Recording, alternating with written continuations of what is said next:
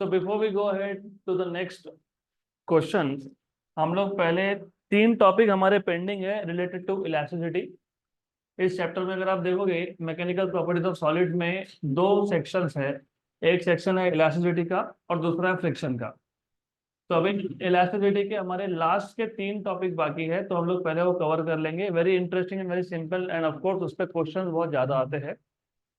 तो will start off with next topic that is called as Poisson's ratio. Poisson's ratio, next topic है Poisson's ratio.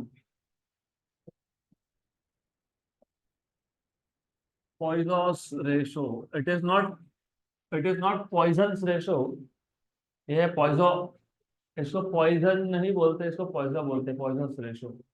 अब ये पॉइजॉस ratio exactly क्या होता है? It is a very simple thing. If you remember, हमने जब ये लेक्चर मतलब ये चैप्टर स्टार्ट किया था, तो पहले ही सबसे पहले लेक्चर में we have taken an example of a rod. एक रॉड था और इस रॉड पे हमने फोर्स लगा दिया था, स्ट्रेचिंग फोर्स।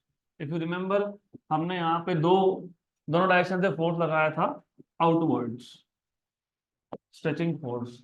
तब मैंने आपको बताया था कि जब आप ये फोर्स लगाओगे तो length of the wire will increase, मतलब length of the rod will increase. सही है, लेंथ इंक्रीज होगा। लेकिन जब भी आप एक बॉडी पे फोर्स लगाते हो तो चेंज होता है दो डायरेक्शंस में। एक along the direction of force, क्योंकि along the direction of force क्या हो रहा था, लेंथ बढ़ रहा था, क्योंकि फोर्स क्या है, स्ट्रेचिंग फोर्स है, राइट। लेकिन अगर लेंथ बढ़ेगा तो उसका थिकनेस मतलब डायमीटर कम होगा। तो whenever a force is applied on a body, there is a change in the direction of the applied force, and there is a change in the direction perpendicular to the applied force. तो यहाँ पे in this case length अगर बढ़ा तो diameter कम हो गया, मतलब longitudinal extension. Longitudinal मतलब लेंथ, एक्सटेंशन मतलब बढ़ना। Longitudinal extension is always accompanied by lateral contraction. Contraction का मतलब होता है कम होना, श्रिंक होना, और लैटरल का मतलब होता है परपेंडिकुलर टू द लेंथ। तो if the length is increasing, what is decreasing? Diameter और रेडियस और थिकनेस, राइट। तो ये चीज याद रखो। अब पॉइजॉस रेशियो इसके साथ रिलेटेड है। तो जब भी आप एक बॉडी पे फोर्स लगाते हो तो चेंज होता है दो डायरेक्शंस में, एक along the direction of force, एक perpendicular to the direction of force. ये तो मैंने एग्जांपल लिया स्ट्रेच का। मे बी अगर आप फोर्स उल्टा लगा देते, if you apply force which is inward force, तो इस केस में कंप्रेशन होता।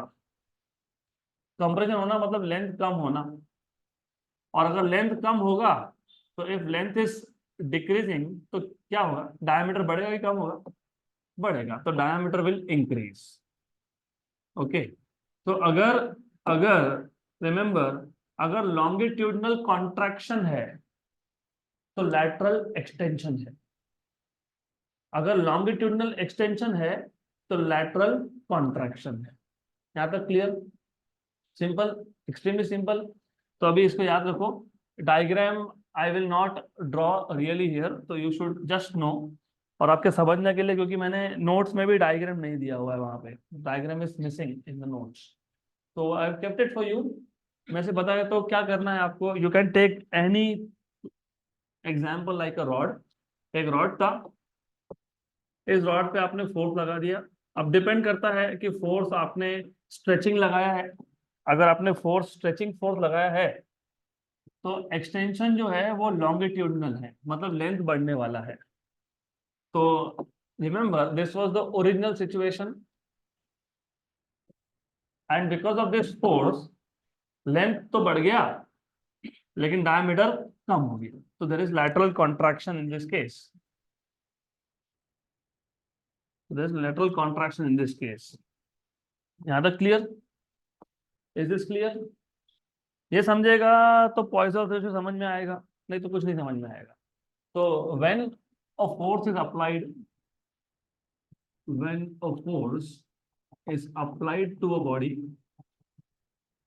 applied to a body, there is number one, change in the direction of applied force, in the direction of applied force and change in the direction, कौन सा direction, in the direction force को perpendicular ना, तो change the direction perpendicular to applied force, perpendicular to applied force. तो अगर force के direction में length बढ़ रहा है तो फोर्स को परपेंडिकुलर डायरेक्शन में थिकनेस मतलब डायमीटर मतलब रेडियस कम हो रहा है, तो दो डायरेक्शन में चेंज है। फोर्स आपने अप्लाई किया था एक डायरेक्शन में, चेंज है दो डायरेक्शन में, राइट। तो remember this, therefore longitudinal extension मतलब लेंथ बढ़ना, longitudinal extension is always accompanied by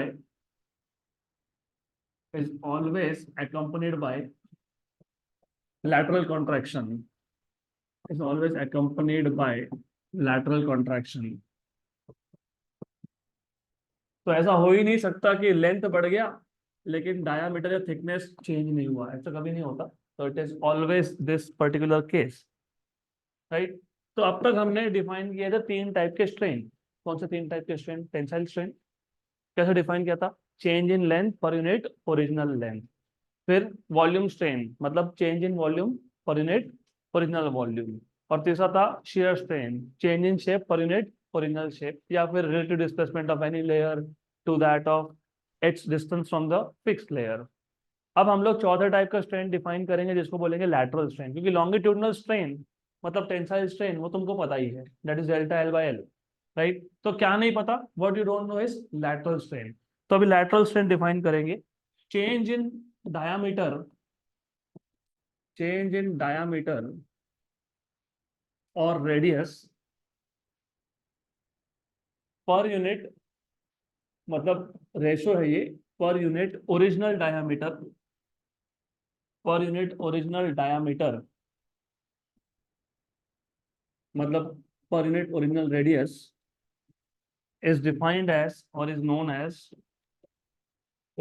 lateral strain, is known as lateral strain।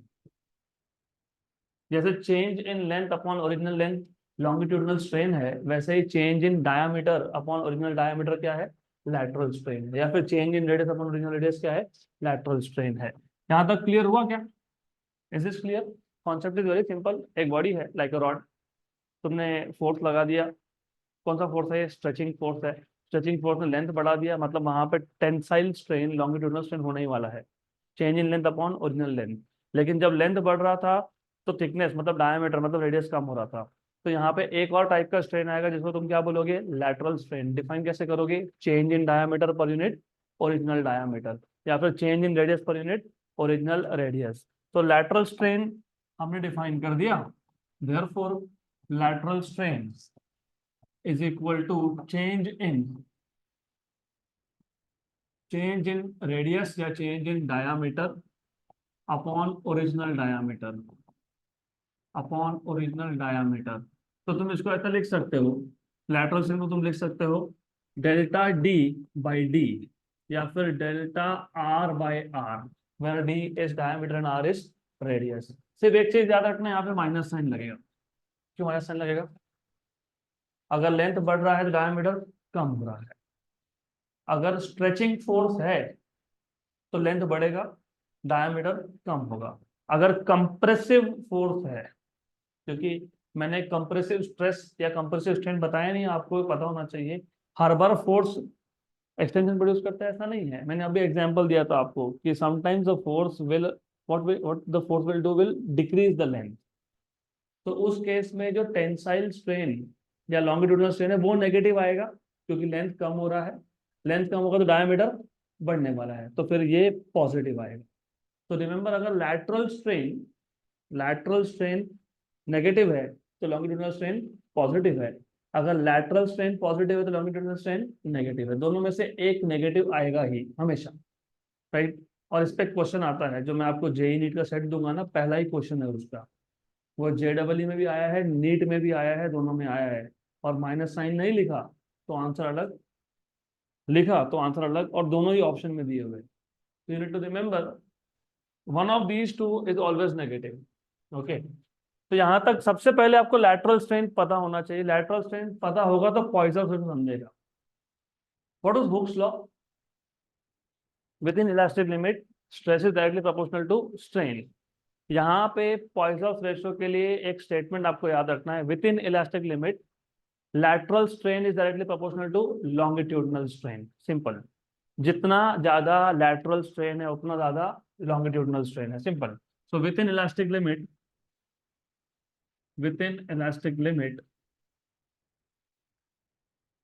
lateral strain is directly proportional to longitudinal strain। proportional to longitudinal strain। और ये logical भी है ना, क्योंकि अगर मैं ज्यादा फोर्स लगाता हूँ तो लेंथ बढ़ेगा, जितना लेंथ बढ़ेगा उतना ही डायमीटर कम होगा। If the length is increasing then the thickness is decreasing. बस वही तो लिखा है, within elastic limit lateral strain is directly proportional to longitudinal strain। okay, so therefore lateral strain is directly proportional to longitudinal strain।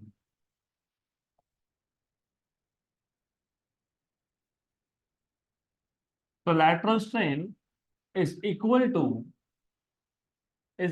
Some constant,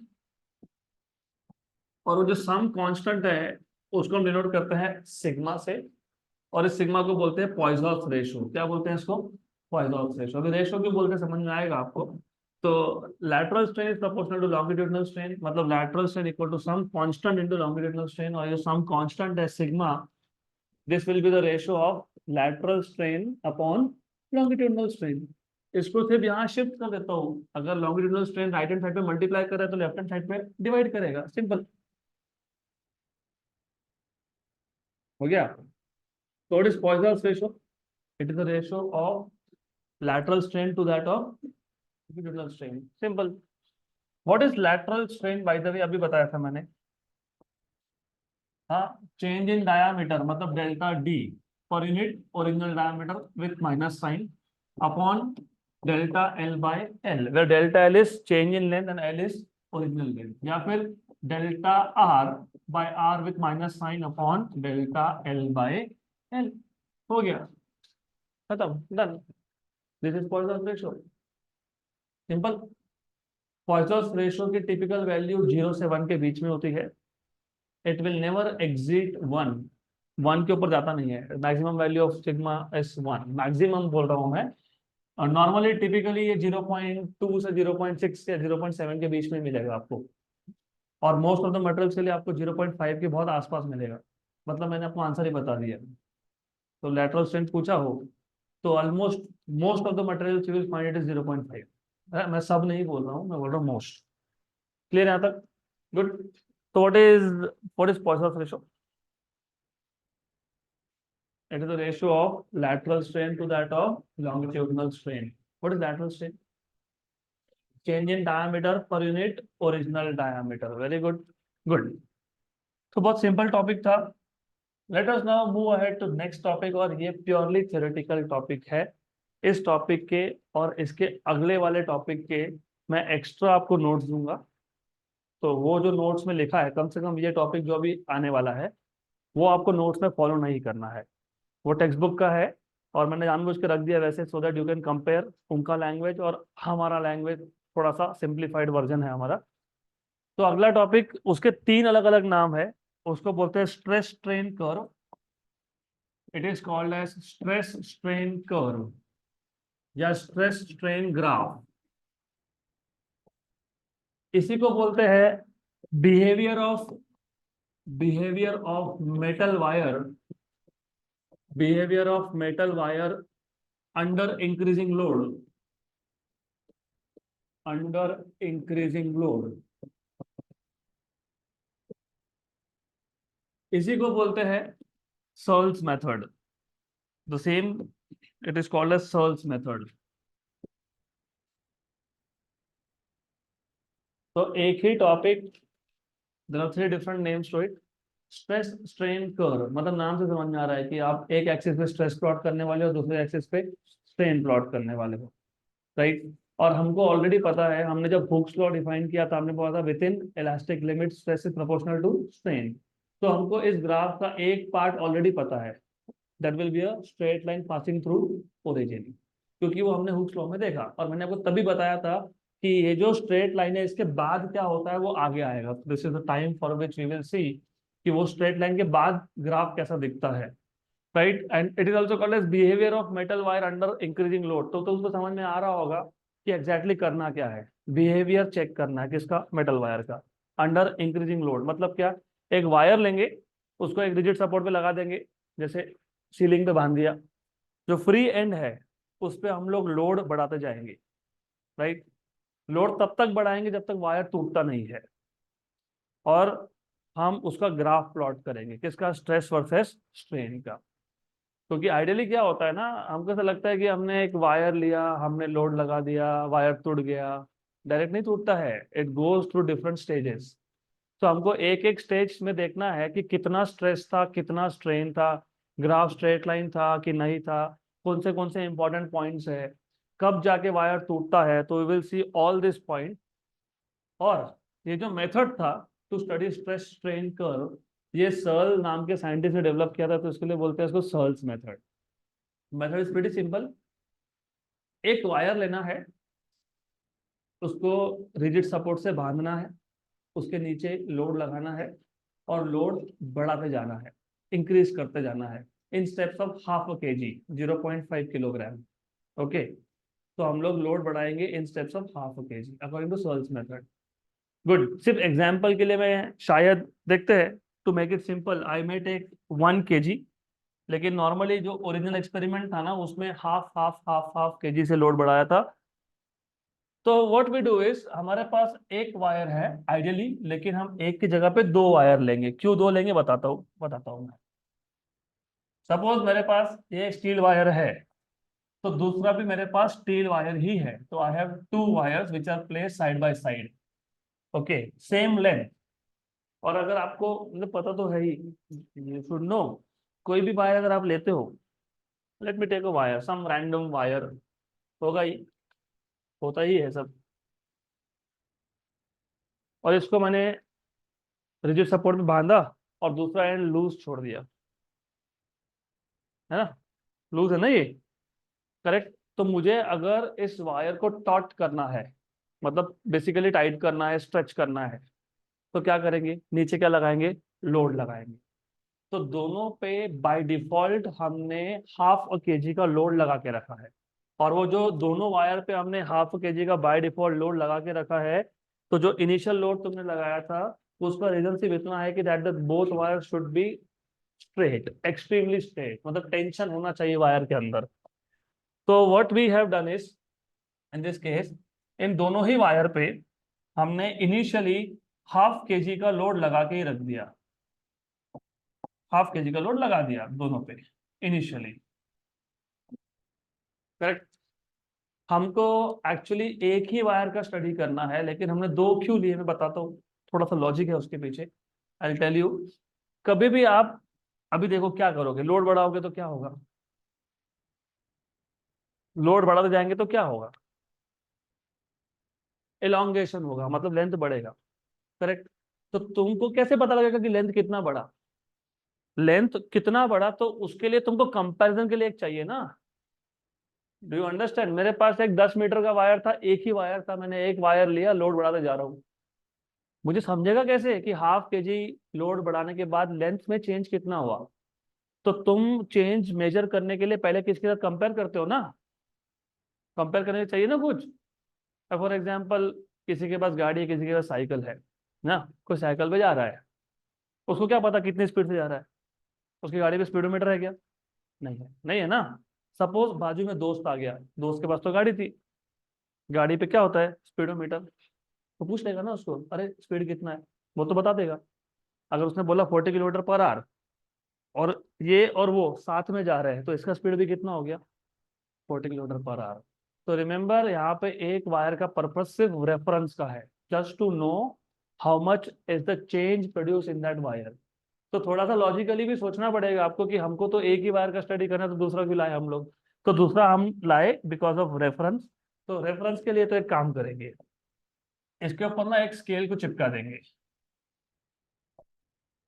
will just put a scale here, और इसके ऊपर marking कर देंगे। Marking, there is marking here, ये scale है। तो remember, ये जो दूसरा वाला स्केल है ना साइड में, वो सिर्फ और सिर्फ मेजरिंग पर्पस के लिए है। Done, nothing more nothing less. तो वायर में कितना लेंथ इंक्रीज हो, और बाय द वे ये स्लाइडिंग स्केल भी होता है, you can slide it and count कि what the change in the length of the two wire, what is the difference in the length of the two wire. मैं example देता हूँ। For example, suppose suppose एक wire का reading दिख रहा है 10, दूसरे का दिख रहा है 10.2, तो व्हाट इज चेंज? 0.2। इससे ज्यादा सोचना मतलब कैसे होगा, कैसे स्लाइड करेंगे, जरूरत नहीं है तुमको। तुमको सिर्फ पता होना चाहिए कि दो वायर थे, उसमें से एक वायर सिर्फ आपके रेफरेंस के लिए है, just to measure what is the change in the other wire. Good, यहाँ तक क्लियर? अब क्या करेंगे हम लोग? तो ये जो वायर है, दोनों वायर का ओरिजिनल लेंथ था एल। अब जब मैं ओरिजिनल बोलता हूं, तो दोनों पे इनिशियल लोड सेम था। दोनों पे इनिशियल लोड सेम था, उस केस में लेंथ कितना था? एल, दोनों का L. Now what we will do is, हम लोग in steps of 0.5 kilogram load बढ़ाते जाएंगे। और हर बार हमने लोड बढ़ाया, लोड बढ़ाना मतलब फोर्स बढ़ाना, और फोर्स बढ़ाना मतलब स्ट्रेस बढ़ाना। तो what we will do is, हम लोग हर बार जब लोड बढ़ाएंगे मतलब फोर्स बढ़ाएंगे मतलब स्ट्रेस बढ़ाएंगे, तो हर बार वायर का लेंथ इंक्रीज होगा। लेंथ इंक्रीज होगा मतलब क्या होगा? स्ट्रेन इंक्रीज होगा। तो each time when you increase load मतलब increase stress, you will measure what is the strain produced। और strain कैसे measure करते हो? Delta L by L. Original L तो पता ही है तुमको, मे बी 10 मीटर्स, राइट। और मैंने 0.5 किलोग्राम का लोड बढ़ा दिया।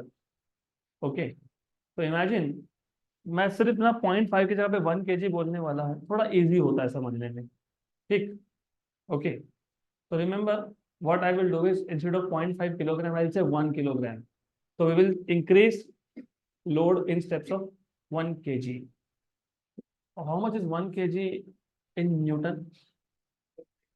9.8। अभी G की वैल्यू 10 मान लेना, तो कितना हो गया? 10। क्योंकि mg होता है लोड, मास अगर 1 किलोग्राम है तो लोड कितना है? m इंटू जी, 1 इंटू जी। जी की वैल्यू 10 ले लो फिलहाल, तो कितना हो गया? 10 न्यूटन। तो ऐसा इमेजिन कर लो, हर 1 kg लोड बढ़ने के बाद, जैसे तुमने 1 kg लगा दिया, लेंथ इंक्रीज बाय 1 मीटर। फिर तुमने वापस 1 kg और एक्स्ट्रा बढ़ा दिया, length again increase by 1 metre. सही है। तो हर बार जब मैं लोड 1-1 किलोग्राम से बढ़ा रहा हूँ, तो लेंथ बढ़ रहा है 1-1 मीटर से। तो what will be in the first time when you put 1 kilogram load, जब पहली बार तुमने 1 kg डाला, तो what is strain? Delta L by L, 1/10 मतलब 0.1। गुड। तो प्रोसेस बहुत सिंपल है। प्रोसेस ऐसा है कि तुम in steps of 1 kilogram load increase कर रहे हो। I repeat again, original experiment में 0.5 किलोग्राम के स्टेप्स दिए हुए, मैं यहाँ पे ले रहा हूँ 1। तो हम कर क्या रहे हैं, दोनों में से एक वायर के ऊपर हम लोग लोड बढ़ाते जाएंगे बाय 1 kg। करेक्ट। तो हर बार क्या करेंगे? लोड बढ़ाएंगे, स्ट्रेस मेजर कर लेंगे, स्ट्रेन मेजर कर लेंगे। स्ट्रेन कैसे मेजर करते हो? Delta L by L. ठीक है, स्ट्रेन मिल गया, मिल गया। लोड निकाल लेंगे। क्या होगा? लोड निकालोगे तो क्या होगा? मेटल वायर क्या होता है? इलास्टिक होता है कि प्लास्टिक होता है? इलास्टिक होता है। तो क्या होगा? What happens when deforming force is removed? The body goes back to its original dimensions. मैंने बताया था ना आपको, मैंने एग्जांपल भी लिया था इलास्टिक का। आप उसको डिफॉर्मिंग फोर्स लगाओ, बॉडी का लेंथ बढ़ जाएगा, छोड़ दो, body will go back to its original size.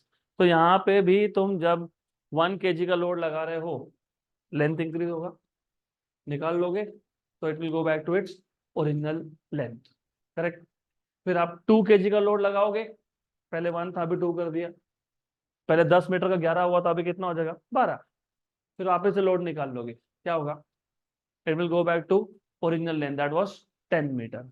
अभी 3 किलो का लोड लगाओगे, लेंथ बन जाएगा 10 की जगह पे 13, राइट। अब वो निकाल दिया 3 किलो, क्या होगा, वापस से the wire will go back to its original length that is 10 metre. But the question is, क्या ऐसा किसी भी लोड के लिए होता है? तो नहीं होता है। Up to certain limit stress का एक पर्टिकुलर वैल्यू होता है, तब तक stress is proportional to strain. तो जो इनिशियल पार्ट था, जो हमने हुक्स लॉ में भी सीखा है, इनिशियल पार्ट आपको ऐसा दिखेगा, straight line. Stress is directly proportional to strain, stress is directly proportional to strain. तो शुरू शुरू में आपको ऐसा दिखने वाला है। और जिस वैल्यू तक स्ट्रेस की, जिस वैल्यू तक stress is proportional to strain, उसको तुम बोलते हो इलास्टिक लिमिट, ई, बराबर, राइट। तो एग्जाम्पल के लिए मान लेते हैं, एग्जाम्पल के लिए मान लेते हैं, जो इलास्टिक लिमिट है ना, it corresponds to load of 5 kilogram. मतलब क्या, मतलब मैंने 5 किलो लगा दिया लोड, 10 मीटर का वायर बन गया 15 मीटर, अब 5 किलो निकाल दिया, तो it will go back to 10 metre. तो पहले 5 किलोग्राम तक ऐसा होता रहेगा। And I am saying again, ये नंबर मैं सिर्फ आपको समझाने के लिए दे रहा हूँ, ऐसा ये मटेरियल के ऊपर डिपेंड करता है। Elastic limit is a property of material, steel के लिए अलग, एल्यूमिनियम के लिए अलग, कॉपर के लिए अलग, रबर के लिए अलग। I am just giving an example. तो जो भी मैंने एक डमी एग्जाम्पल लिया है, उसके लिए stress corresponding to 5 kg load corresponds to elastic limit. अगर मैं 5.1 किलोग्राम भी करता हूं, तो पहली चीज ये होगी, अब तक क्या हो रहा था, पर किलोग्राम लोड के लिए length was increasing by 1 metre, right. 2 kilogram के लिए 2 मीटर, 3 के लिए 3 मीटर, 4 के लिए 4 मीटर, 5 के लिए 5 मीटर। लेकिन जैसे ही तुमने इलास्टिक लिमिट को क्रॉस किया, इवन दो आपने स्ट्रेस मतलब लोड ज्यादा नहीं बढ़ाया, अब तक तुम 1 1 1 1 kg से बढ़ा रहे थे, तो 1 kg, 2 kg, 3 kg, 4 kg, 5 kg, for per KG of load length was increasing by 1 metre. अब तुमने लोड कर दिया 5.1, 5.1 मतलब तुमने लोड कितना बढ़ाया, ओनली बाय 0.1 किलोग्राम, मतलब 100 ग्राम्स, करेक्ट, करेक्ट। लेकिन मटेरियल मटेरियल में स्ट्रेन ज्यादा प्रोड्यूस होगा, मतलब लोड तो हमने कम बढ़ाया, लोड मतलब स्ट्रेस, स्ट्रेस हमने इंक्रीज किया बाय अ स्मॉल अमाउंट, लेकिन स्ट्रेन ज्यादा हो गया। तो ग्राफ कैसा दिखेगा? इसके लिए मैथ चाहिए। ग्राफ कैसा दिखेगा? अब तक क्या था, it was straight line, parallel, मतलब line passing through origin, correct. अब हमने लोड मतलब स्ट्रेस का वैल्यू स्मॉल अमाउंट से इंक्रीज किया, लेकिन स्ट्रेन ज्यादा प्रोड्यूस हो गया। तो graph, will it bend towards strain axis or will it bend towards stress axis? Stress axis, logical है। तुम स्ट्रेस थोड़ा सा ही बढ़ा रहे हो, लेकिन स्ट्रेन ज्यादा हो रहा है, तो the graph will move towards, bend towards strain axis. दिख रहा है ना, स्ट्रेस सिर्फ हमने यहां से यहां तक लाया है, स्मॉल अमाउंट से इंक्रीज किया है, लेकिन स्ट्रेन देख रहे हो, स्ट्रेन कुछ ज्यादा ही हो गया। मतलब up to 5 kg of load, each kg was producing 1 metre change in length. लेकिन जैसे ही 5 kg के ऊपर गया, तो ऐसा हो सकता है कि 5.1 लगा दिया मैंने और लेंथ हो गया 18 मीटर, सीधा 3 मीटर बढ़ गया, और ऐसा होता है। तो एक पर्टिकुलर वैल्यू के बाद अगर आप स्ट्रेस ज्यादा लगा रहे हो, एक पर्टिकुलर लिमिट से ऊपर स्ट्रेस लगा रहे हो, जिसको तुम बोलते हो elastic limit, so even though the stress applied was small, but the strain produced is more, and hence the graph or the curve, इसलिए curve बोलते हैं, the graph will bend towards strain axis, correct, right, बराबर। अब क्या होगा फिर, मैंने आपको इसलिए हर बार एग्जांपल दिया, 1 kg लोड लगाया, 10 मीटर का 11 हो गया, लोड निकाल लिया, क्या हुआ, तुमने बोला 10 मीटर गए वापिस। 2 kg का लोड लगाया, 10 का 12 मीटर हो गया, लोड निकाल लिया, क्या हुआ, it goes back to original length that is 10 metre. ऐसा 5 kg तक होता रहा। लेकिन जैसे ही इलास्टिक लिमिट क्रॉस हुआ, right, 5.1, the length is now 18 metre, and when you remove this load, wire will not go back to its original length. तो जो 10 मीटर का वायर था, अब परमानेंटली इलोंगेट हो गया हो सकता है 11 मीटर हो गया, 12 हो गया, 13 हो गया, whatever it is, let us take for example 12 metre. तो मैंने 5.1 kg का लोड लगाया था, और मैंने जब वो रिमूव किया तो ओरिजिनल लेंथ पे वापस जा ही नहीं रहा है बॉडी। तो वायर इज परमानेंटली इलोंगेटेड। इसको इलास्टिसिटी की भाषा में बोलते हैं सेट। क्या बोलते हैं? सेट। तो permanent deformation is called as set, right. लेकिन एक चीज और हुई, मटेरियल ने अपना इलास्टिक प्रॉपर्टी लूज नहीं किया। मतलब अब क्या होगा ये सोचो, अब परमानेंटली उसका लेंथ कितना बन गया? 12 मीटर। ठीक, अभी मैंने वापस 1 kg का लोड लगा दिया तो लेंथ इंक्रीज होगा। लोड निकाल दोगे, वापस से लेंथ जाएगा 12 मीटर पे। मतलब जो मटेरियल है, वायर है, it is permanently set to a new length, इसलिए सेट बोलते हैं। सेट हो गया वायर, सेट हो गया वहां। जैसे तुम भी सेट हो जाते हो ना, एक क्लास में जाते हो वहां सेट हो गए, एक सिटी में जाते हो वहां सेट हो गया, बोलते हो ना मैं सेट हो गया हूँ, तो वैसे वायर सेट हो गया, right. But wire wire has still retain its property of elasticity. सिर्फ इतना है कि अभी उसका लेंथ परमानेंटली नया आ गया है। तो अब अगर मैं हर बार लोड बढ़ाते जाऊं और लोड निकाल दूं, लोड बढ़ाऊंगा लोड निकाल दूंगा, the wire will go back to its new length. इसलिए हम लोग बोलते हैं कि ई डैश पॉइंट आ गया है। E dash is called as new elastic limit. क्या बोलते हैं इसको? New elastic limit. जो ई पॉइंट था, ये ओरिजिनल इलास्टिक लिमिट था। It was original elastic limit. ये जो ई डैश पॉइंट है, ई डैश पॉइंट है, it is called as new elastic limit. It is called as new elastic limit. मतलब E dash point तक, E dash point तक the material is elastic in nature, right. और ये origin है ओ, और ई dash point तक आप स्ट्रेस लगाते हो, स्ट्रेस निकाल देते हो, राइट। तो क्या होता है? Material go back to its original dimensions, correct, right. तो फिर हमको पता है कि ई डैश पॉइंट पे भी क्या होगा? Stress and strain will be directly proportional to each other. तो क्या आएगा? Straight line. क्या आएगा? Straight line. क्या आएगा? Straight line. और इसको तुम बोलते हो एस, ओ एस। मैंने अभी बताया O S is called as set. तो ये जो ओ एस है, ये है परमानेंट डिफॉर्मेशन। परमानेंट डिफॉर्मेशन, जिसको हम लोग बोलते हैं सेट। क्या बोलते हैं? सेट। और ई डैश पॉइंट तक, ई डैश पॉइंट तक, ई डैश पॉइंट तक, मैं बार बार बोल रहा हूँ, ई डैश पॉइंट तक material retains its property of elasticity. इसके लिए एस ई डैश के लेफ्ट साइड में जो रीजन है, इसको बोलते हैं elastic region of the graph. ये इलास्टिक रीजन है। Good, right. मैं वापस बोल रहा हूँ, नोट्स में ना उतना आपको मिलेगा नहीं, इसलिए ध्यान यहाँ दो। नोट्स में आपको दे दूंगा नए बना के, कोई प्रॉब्लम नहीं है, only for this topic, but need to pay attention. तो एस ई डैश लाइन के लेफ्ट साइड में कौन सा रीजन है? इलास्टिक की प्लास्टिक? Elastic, correct, good. अब ई डैश के बाद कुछ स्पेशल होता है। ई डैश के बाद ऐसा होता है कि प्रैक्टिकली तुमने लोड बढ़ाया ही नहीं। अब इसको तुम रियल लाइफ में इमेजिन करो। अब क्योंकि you have to imagine this in real life. एक वायर था, लोड लगाया, लेंथ बढ़ा, फिर अभी लेंथ बढ़ना रुक गया, फिर और लोड बढ़ाया, फिर लेंथ बढ़ा, करेक्ट। और ये लोड निकाल दिया तो wire goes back to original length. फिर और लोड बढ़ाया और लेंथ बढ़ा। जितना मैं स्ट्रेस लगा रहा हूँ उतना स्ट्रेन हो रहा है, up to certain limit called elastic limit. उस लिमिट के ऊपर लोड लगा दिया तो मैंने लोड कम बढ़ाया, स्ट्रेस कम बढ़ाया, लेकिन लेंथ ज्यादा बढ़ गया, करेक्ट। तो सडनली लेंथ बढ़ गया। लोड मतलब स्ट्रेस इंक्रीज तो किया था, लेकिन स्मॉल अमाउंट से किया था, और स्ट्रेन हो गया ज्यादा, बराबर। अब जब मैं लोड को हटाता हूं तो wire does not go back to its original length. तो यहाँ पे परमानेंट डिफॉर्मेशन हो गया है। अब इसको आप बोलते हो सेट। क्या बोलते हो? सेट।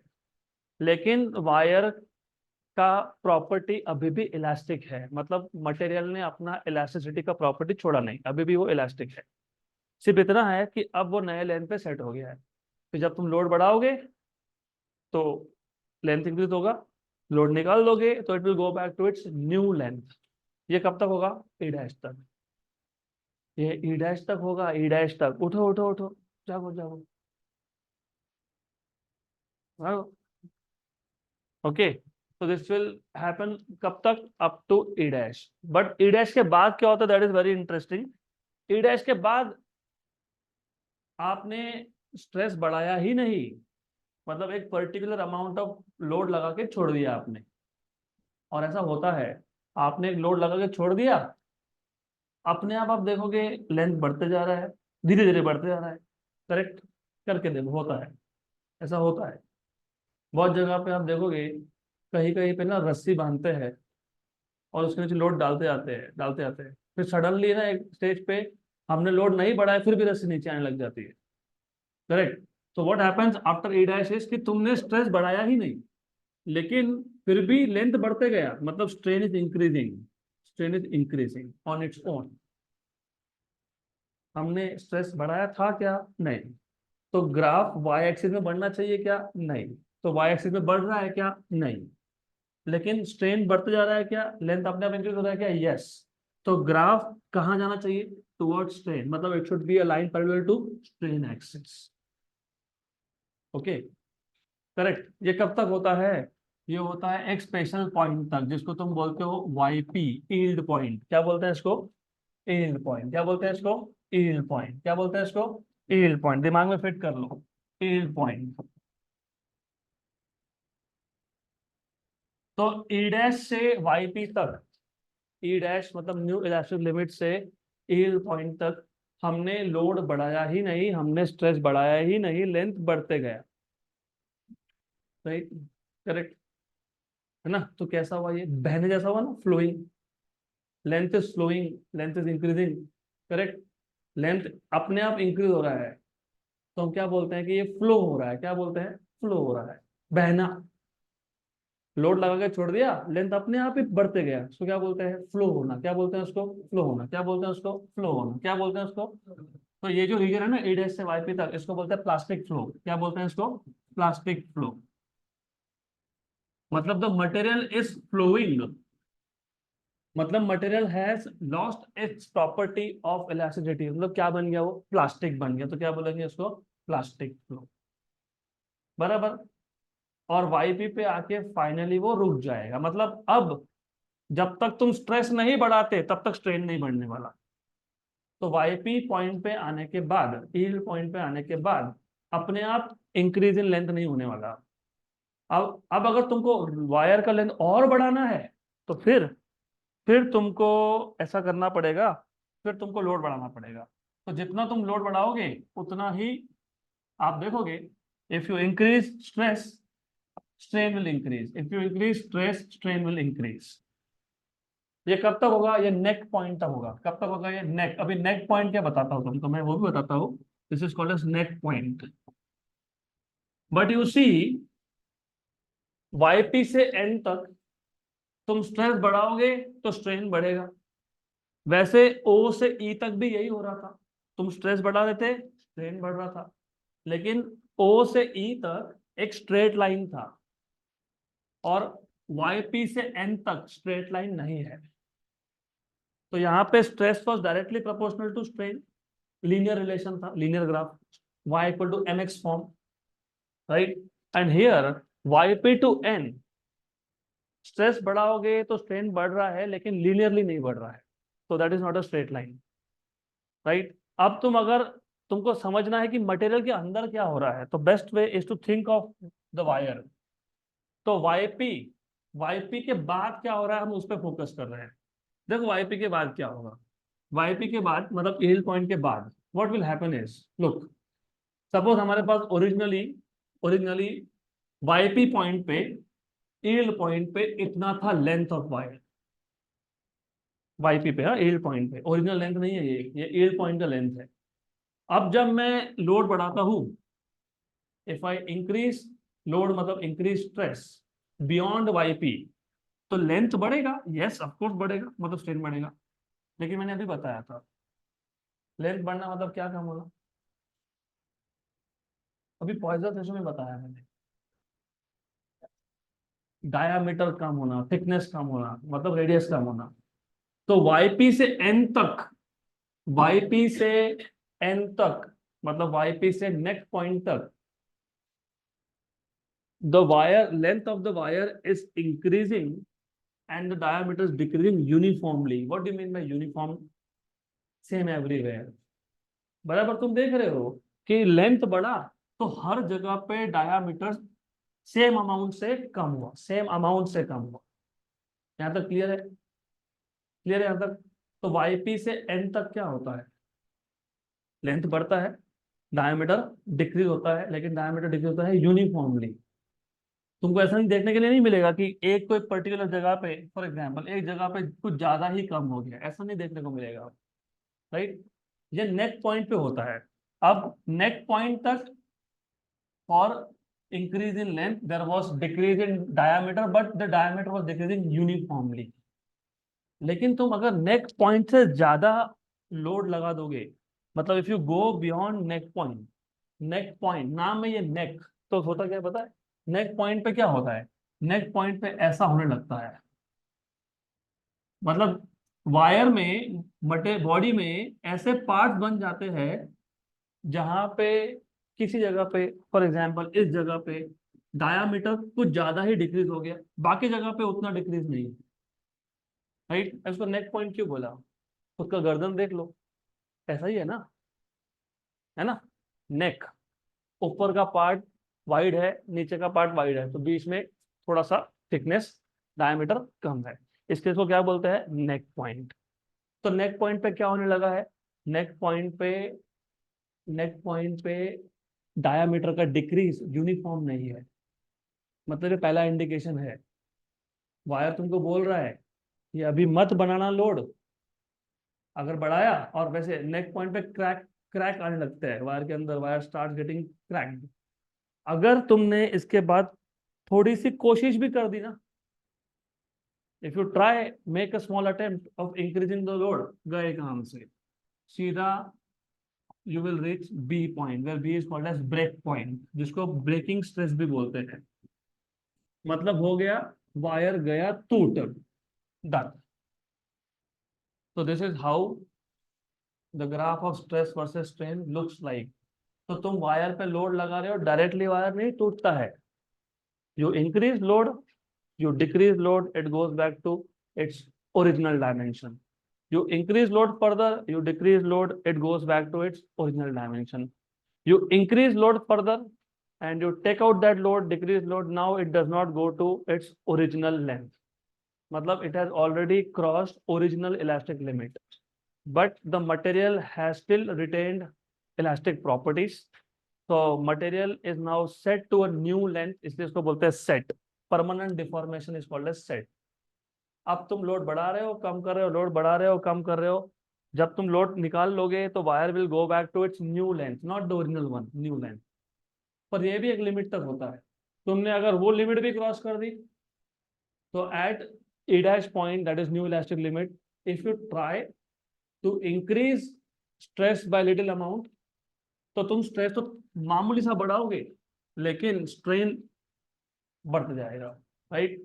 तो इसका मतलब तुमने स्ट्रेस प्रैक्टिकली बढ़ाया ही नहीं, तुमने एक लोड लगा के छोड़ दिया, वायर अपने आप ही बढ़ते जा रहा है लेंथ में।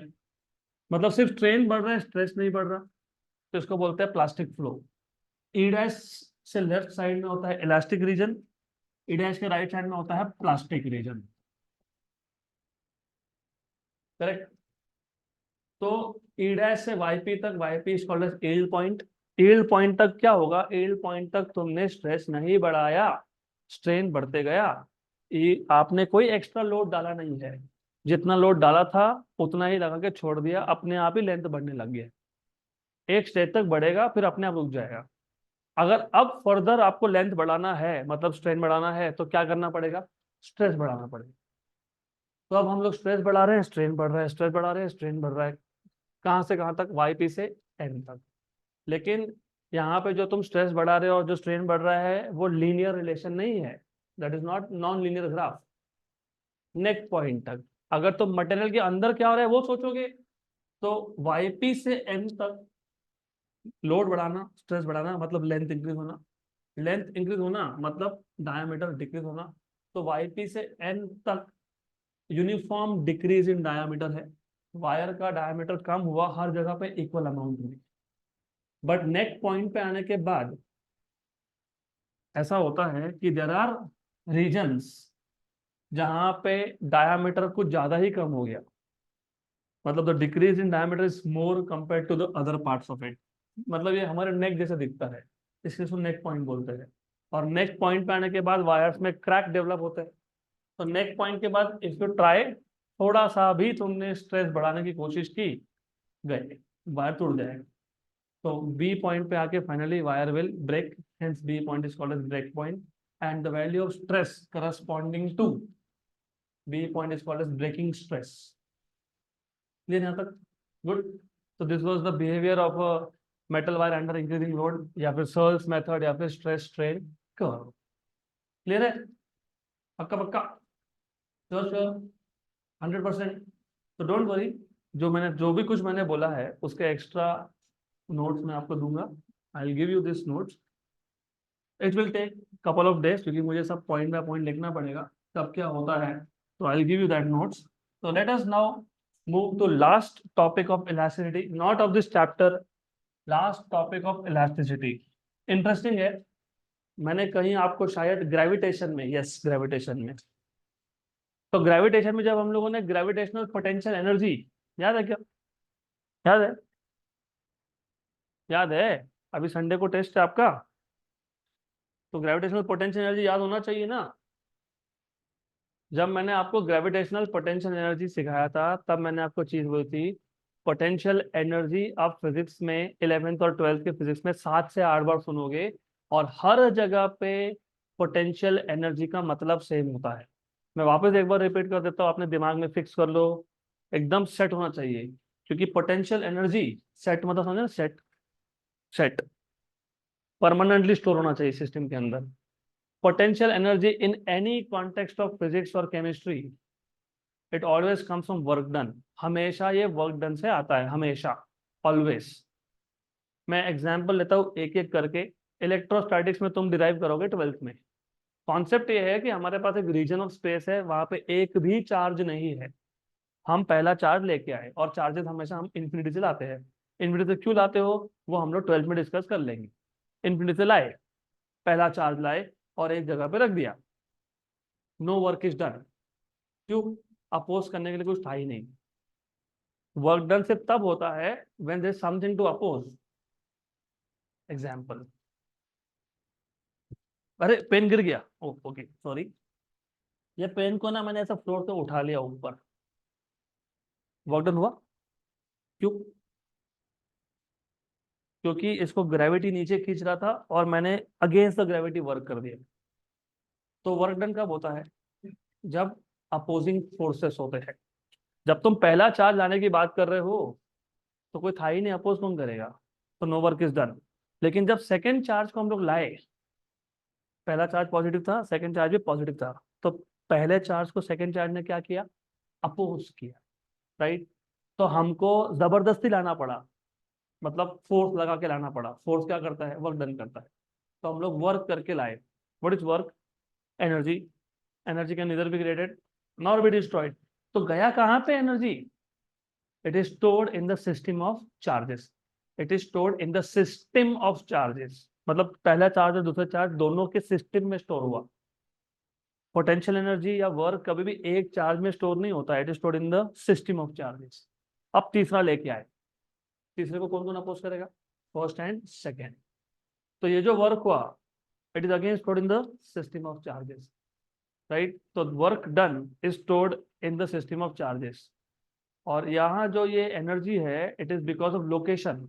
मैंने आपको बताया था, चार्ज एक पर्टिकुलर पोजीशन पे होने की वजह से उसका एनर्जी है। और energy of a particle due to its position is called as potential energy. तुम्हारा भी पोटेंशियल एनर्जी है। तुमको बोला ना ऊपर के फ्लोर पे जाओ, तुम्हारा पोटेंशियल एनर्जी चेंज होगा। क्यों?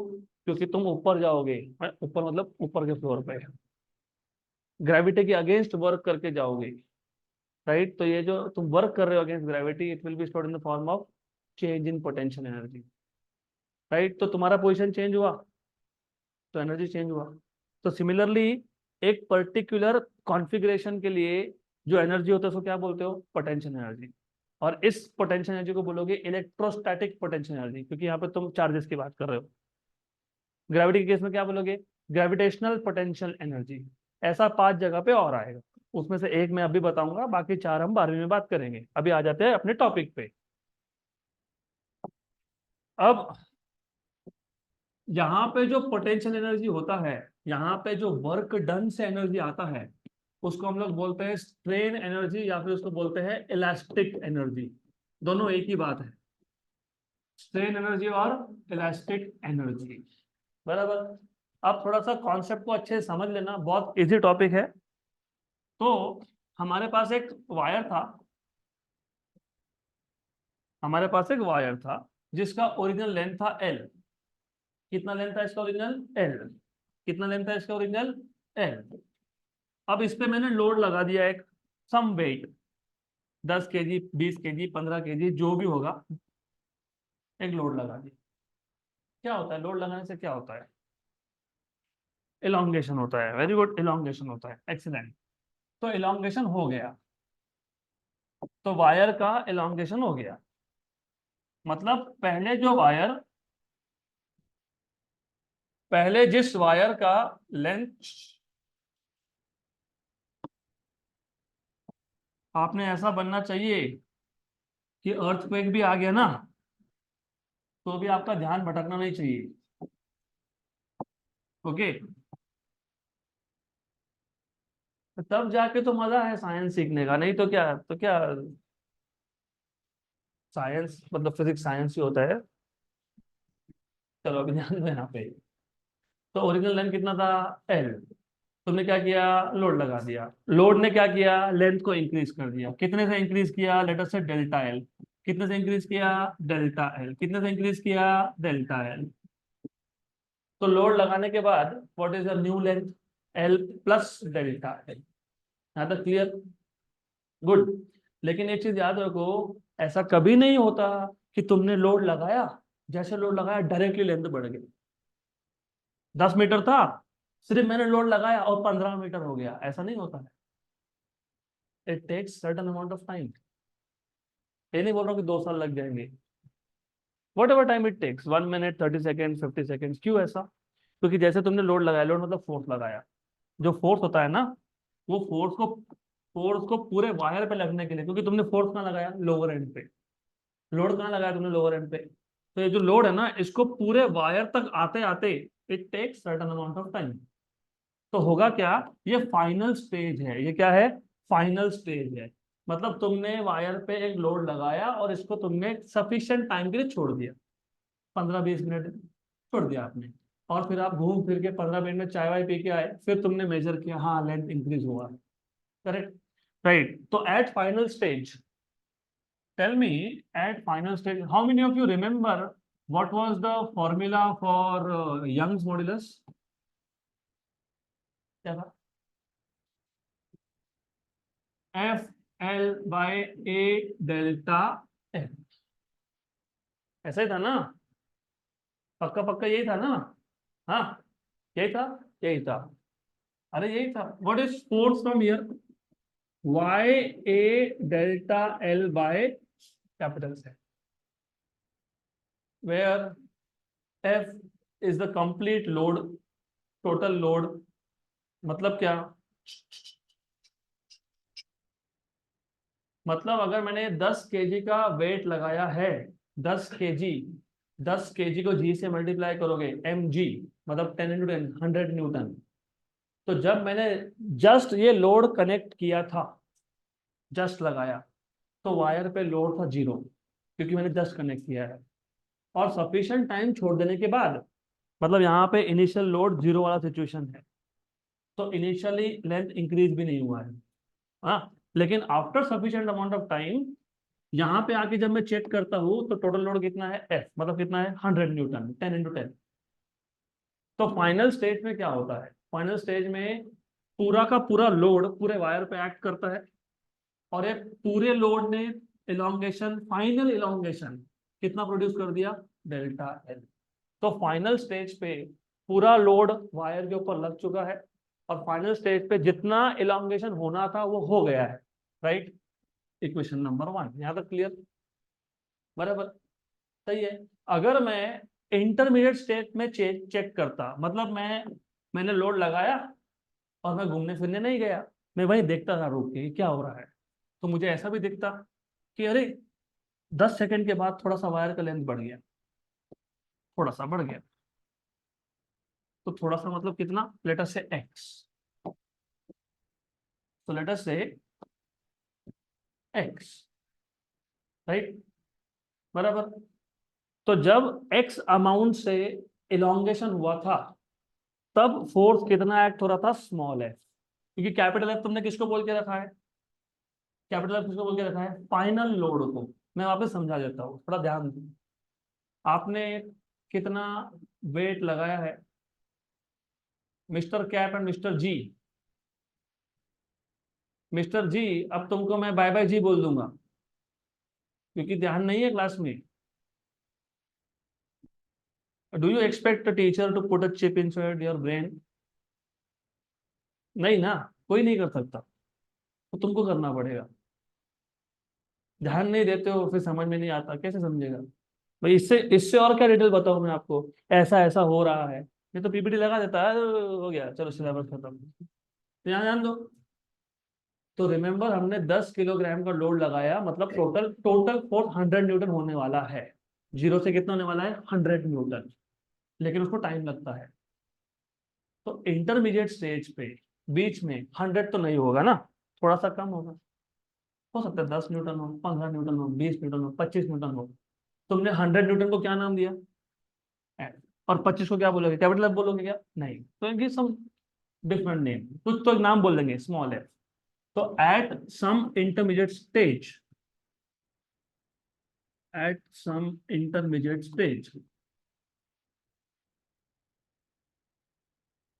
what you will have is small f equal to, ये कैपिटल एफ का फॉर्मूला क्या था, y, y क्या है, यंग्स मॉड्यूलस, वो क्या होता है, प्रॉपर्टी ऑफ मटेरियल, वो चेंज होने वाला है क्या, नहीं। स्टील वायर स्टील ही रहेगा ना वो, कि लोड लगाने का कॉपर बन गया, ऐसा हुआ, स्टील वायर था, लोड लगा दिया, कॉपर बन गया, ऐसा हुआ नहीं, तो y कांस्टेंट है, ओरिजिनल लेंथ कांस्टेंट है, area of cross sectional, original cross sectional area भी कांस्टेंट है, तो y a अपॉन l, ये सब कांस्टेंट्स है। लेकिन इंटरमीडिएट स्टेज पे इलॉन्गेशन कितना था, एक्स, तो डेल्टा आई की जगह पे क्या लिखूंगा मैं, एक्स। तो इंटरमीडिएट स्टेज पे फोर्स क्या है, फोर्स क्या है, y a x by l, correct, right. अब एक काम करते हैं, अब थोड़ा सा टाइम में और रुक गया और मैंने देखा कि अब क्या हुआ, तो मुझे ऐसा दिखा कि अब थोड़ा सा लेंथ और बड़ा है, मतलब पहले था एल, फिर हो गया एल प्लस एक्स, अब थोड़ा सा और बढ़ गया dx, करेक्ट, राइट। तो अभी कितना लेंथ हो गया, L plus x plus D x, right. Length अपने आप बढ़ता है क्या, अपने आप बढ़ता है। ग्रेविटेशन में हमने अर्थ के ऊपर से एक पॉइंट ए से एक मास एम को बी पे लेके गए थे, आर आई से आर एफ पे लेके गए थे, याद है क्या, अपने आप गया था, नहीं, क्या हुआ था, अपने आप गया था। ये जो चार्जेस हम एक एक करके लाए, अपने आप आ रहे हैं क्या, नहीं, क्या हो रहा है, वर्क डन। तो यहाँ पे भी जो वायर का लेंथ है वो अपने आप बढ़ेगा, नहीं, क्या होगा, वर्क डन। कौन कर रहा है वर्क इधर, लोड, ये जो लोड है ना ये वर्क कर रहा है, किसके ऊपर वर्क कर रहा है, वायर के ऊपर, राइट। तो मुझे अगर dx अमाउंट से लेंथ बढ़ाना है, dx मतलब स्मॉल डिस्प्लेसमेंट, अगर डिस्प्लेसमेंट स्मॉल है तो वर्क डन भी स्मॉल है, therefore work done, work done in increasing the length by small amount dx is, what is work done का general formula, force into displacement. कौन सा force, small F force, क्योंकि intermediate stage पे कौन सा force लग रहा था, स्मॉल एफ, कैपिटल लग रहा था कि स्मॉल, स्मॉल। ग्रेविटेशन में हमने क्या लिखा था, याद है क्या, माइनस, यहाँ पे क्यों नहीं लिखा, वहां पे ग्रेविटेशनल फोर्स था डाउनवर्ड्स, ऑब्जेक्ट को ले जा रहे थे तुम अपवर्ड्स, तो फोर्स और डिस्प्लेसमेंट डायरेक्शन था अपोजिट। यहाँ पे फोर्स लग रहा है नीचे और वायर का लेंथ भी बढ़ रहा है नीचे, तो फोर्स और डिस्प्लेसमेंट डायरेक्शन क्या है, सेम है, तो माइनस लिखेंगे यहाँ पे नहीं।